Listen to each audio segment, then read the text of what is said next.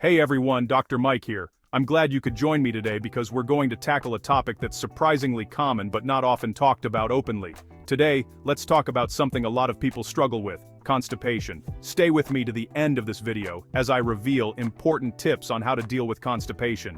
If you've ever found yourself feeling stuck, uncomfortable, or frustrated in the bathroom, you're definitely not alone. Constipation affects millions of people, and it can really impact your quality of life. The usual advice you'll hear from doctors, nutritionists, and even friends: eat more fiber. Load up on whole grains, beans, fruits, and vegetables. It sounds simple, right? And yes, fiber is fantastic for your digestive health. It helps keep things moving, supports your gut bacteria, and can even lower your risk of certain diseases. What if you follow that advice, eat all the right foods, and end up feeling even more bloated, gassy, or blocked than before? It's confusing and discouraging. That's what I call the fiber paradox. You're doing everything you're supposed to, but your gut just isn't cooperating the way you hoped. It can feel like you're following all the rules, yet your body is working against you. You might even start to wonder if you're making things worse. The truth is, fiber's effect on your gut is a lot more complicated than just eat more. There's no one-size-fits-all solution, and sometimes more isn't better. Hope you are enjoying this video so far. Please don't forget to hit the like and the subscribe button now for more insights. Ring the notification bell so you'll always get more helpful tips from health and lifestyle. Simply piling on more fiber can be like adding more cars to a traffic jam. There's more bulk, but no movement. In fact, it can actually slow things down and make you feel worse. This can stretch your colon, create uncomfortable gas, and make constipation even more severe. It's frustrating, but it's a common mistake. The real goal isn't just to eat more fiber, but to create the right conditions for fiber to actually work. That means drinking enough water, moving your body, and making gradual changes to your diet. In this video, we'll break down why your high-fiber diet might be failing you, and what you can do to fix it. We'll look at the science, the common mistakes, and the practical steps you can take. We'll talk about the different types of fiber, how to choose the right ones for your body, and how to avoid the most common pitfalls. And, of course, we'll cover when it's time to see a doctor, because sometimes constipation can be a sign of something more serious. My goal? To give you practical, science-backed tools to get things moving again so you can feel comfortable and confident every day. Let's dive in and get your gut back on track. Not all fiber is the same. While you might see fiber listed on nutrition labels, it's actually a broad term for a group of plant-based carbohydrates that our bodies can't digest. But within this group, there are important differences that can have a big impact on your digestive health. There are two main types of fiber: soluble and insoluble. Each plays a unique role in keeping your gut healthy and your digestion running smoothly. Soluble fiber dissolves in water, forming a gel-like substance. This gel softens your stool, making it easier to pass, and also slows down digestion, which can help you feel fuller for longer and even help regulate blood sugar levels. You'll find soluble fiber in foods like oats, beans, lentils, apples, and citrus fruits. These foods are not only great for your gut, but they can also help lower cholesterol and support heart health. Insoluble fiber, on the other hand, doesn't dissolve in water. Instead, it adds bulk to your stool and acts like a broom, sweeping waste through your intestines and helping prevent constipation. Think whole wheat bread, bran, brown rice, and the skins of vegetables. These foods help keep things moving and are especially important if you struggle with sluggish digestion. Both types are essential. Soluble softens, insoluble pushes. Together they create the perfect balance for healthy, regular bowel movements. But here's the catch. Too much insoluble fiber without enough water or soluble fiber can actually make your stool hard and difficult to pass, leading to discomfort or even constipation. On the flip side, if you eat a lot of soluble fiber without enough insoluble fiber to add bulk, your bowels might not get the stimulation they need to keep things moving. The key is balance. A mix of both types creates stool that's soft, bulky, and easy to pass. This balance supports not just your gut, but your overall health. If you're only eating bran and raw veggies, you might be missing out on the unique benefits of soluble fiber, like cholesterol reduction and blood sugar control.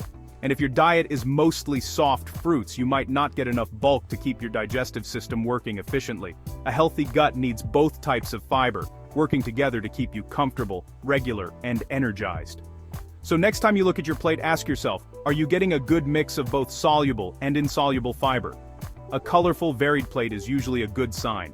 That's the foundation for regular, comfortable digestion, and it's one of the simplest ways to support your long-term health. But what happens when things go wrong? Let's take a closer look at the problems that can arise when your fiber balance is off. Here's where many people trip up. When they decide to eat healthier, they often load up on bran cereals, whole wheat bread, and big bowls of raw veggies. These foods are packed with insoluble fiber, which is often praised for keeping things moving in your digestive tract. But more isn't always better, especially if you're not used to eating this way. If you're already struggling with constipation, adding a lot of insoluble fiber can actually make things worse. Instead of helping, it just adds more bulk to a system that's already stuck, making it even harder for your body to move things along. Imagine trying to cram more furniture into a room that's already packed to the brim. Instead of creating space, you just make it harder to move around. That's exactly what happens in your gut when you overload on fiber without addressing the root problem. And here's another key point. Fiber needs water to do its job. Without enough fluids and the right balance of soluble fiber, your stool can become larger, drier, and much harder to pass. Think of it like trying to make oatmeal without enough water. It just turns into a sticky, unmanageable mess. The result? You might find yourself dealing with more straining, uncomfortable bloating, and even pain. Instead of relief, you get more discomfort and frustration. There's also the issue of gas. Your gut bacteria love fiber, especially soluble fiber. But if you suddenly increase your intake, they can go into overdrive, producing lots of gas. That means more bloating, cramps, and those awkward stomach noises. For some people, especially those with slow transit constipation, the muscles in the colon don't move waste efficiently. In these cases, piling on more fiber, especially the insoluble kind, can actually slow things down even more. So, if you're one of those people, more fiber isn't always the answer. Sometimes, cutting back and focusing on the right type of fiber, or even less fiber, can help your gut work better. It's a reminder that when it comes to fiber, sometimes less is more. The big takeaway? Fiber isn't a one-size-fits-all solution. Everyone's digestive system is different, and what works for one person might not work for another. That's why it's so important to personalize your approach. Pay close attention to how your body reacts to different foods, and don't be afraid to adjust your diet if something isn't working.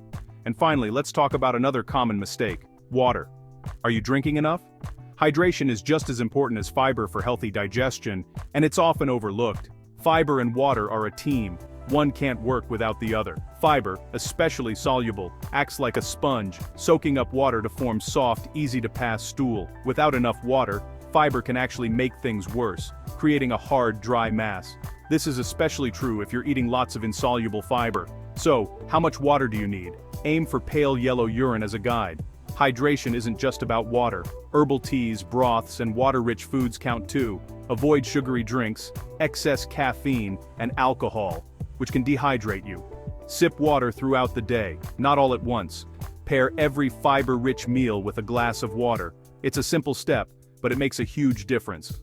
Now, let's talk about how fast you ramp up your fiber. Jumping from low to high fiber overnight is a recipe for trouble. Your gut bacteria and intestines need time to adjust. A sudden fiber overload can cause gas, bloating, and cramps. It's not that fiber is bad, your system just needs a gradual introduction. Start slow.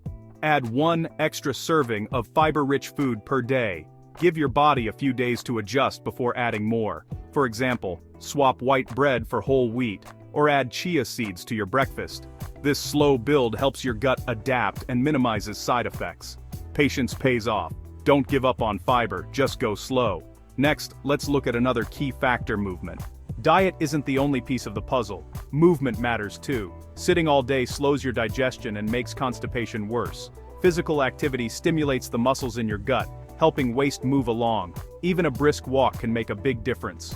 Aim for 30 minutes of moderate exercise most days. Walking, biking, yoga, or dancing. Yoga is especially helpful for gut health, thanks to twisting and stretching. If you have a desk job, get up and move every hour. Small changes, taking the stairs, walking during lunch, add up. Consistency is key. It's not about intensity. Pair movement with fiber and water for the best results. But what if you're doing everything right and still struggling? If you've fixed your diet, hydration, and exercise but still have chronic constipation, something else might be going on. Conditions like IBS-C, hypothyroidism, diabetes, or neurological disorders can all slow digestion.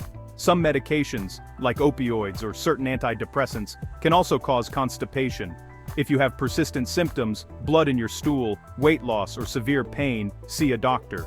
Getting the right diagnosis is crucial for real relief. Let's put it all together with a simple action plan. Start slow, add 1 serving of fiber-rich food daily, focusing on soluble fiber like chia seeds or oats. Make hydration a habit, carry a water bottle, drink with every meal, and infuse water with fruit if you like. Move your body every day, find an activity you enjoy and stick with it. Even 15-20 minutes of movement helps. Consider probiotics from yogurt, kefir, or supplements to support your gut bacteria. Keep a food and symptom journal to track what works for you. Consistency is more important than perfection. If you're still struggling, don't hesitate to see your doctor. Remember, small changes add up. Your gut will thank you. Now let's wrap up with some final thoughts. Beating constipation isn't about one big change, it's about balance and patience. Dumping loads of fiber into your diet without water or movement can backfire. Think of your gut as a system. Fiber type, hydration, activity, and health all matter. Personalize your approach and listen to your body. Keep a journal to spot patterns and triggers. Mix soluble and insoluble fiber, increase slowly, and stay hydrated. Move every day, even if it's just a walk. Don't ignore persistent symptoms. See a doctor if needed. The goal is lasting gut health, not just quick fixes. A healthy gut boosts your energy, mood, and overall well-being. Before you go, please don't forget to subscribe for more wellness tips. We'd like to hear from you by sharing your thoughts with us in the comments below. Thanks for watching, stay healthy, and stay curious.